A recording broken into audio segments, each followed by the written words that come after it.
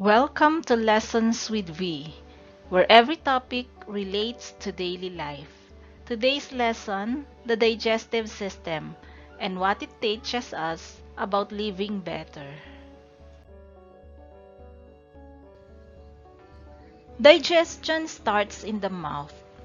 We chew to break things down, just like how we should process our experiences before swallowing them whole.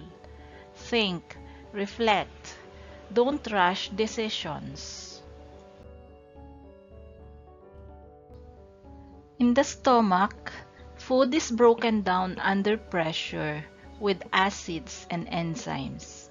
Just like in life, where stress and struggle often transform us.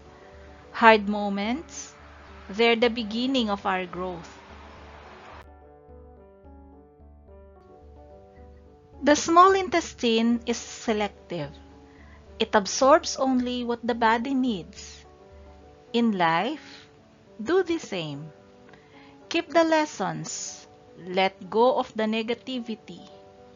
Take what feeds you.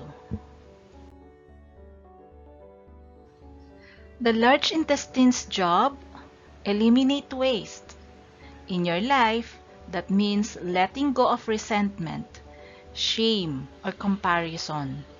Your mind and heart deserve to be clean too. Let's recap. Chew your thoughts. Stomach your challenges.